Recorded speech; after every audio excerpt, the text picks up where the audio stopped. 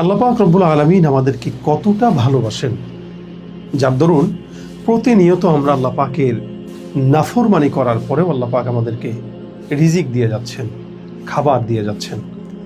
গুনাহের কারণে যদি রিজিক থেকে আল্লাহ পাক বঞ্চিত করতেন, তাহলে আমরা কেউ হয়তো রিজিক প্রাপ্ত হতাম না।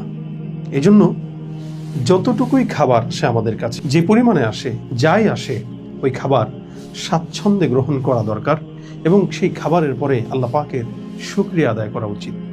হাসান আল বসরি রহমতুল্লাহ আলাই একবার শুকনো রুটি খাচ্ছিলেন, তাও কোনো প্রকার তরকারি অথবা ঝোল ছাড়া, এবং উনি যতবার মুখে দিচ্ছিলেন ততবার বলছিলেন লাকাল হামদু ওয়া লাকাশ শুকর, আল্লাহ পাকের শুকরিয়া আদায় করছিলেন। ওনার পাশে খাদেম দেখে বললেন, হযরত, আপনি শুকনো রুটি খাচ্ছেন, তার উপরে কোনো ঝোল নেই, তরকারি নেই, এরপরেও প্রত্যেকবার মুখে নেওয়ার পরে আপনি আল্লাহ পাকের শুকরিয়া আদায় করছেন, কি কারণ?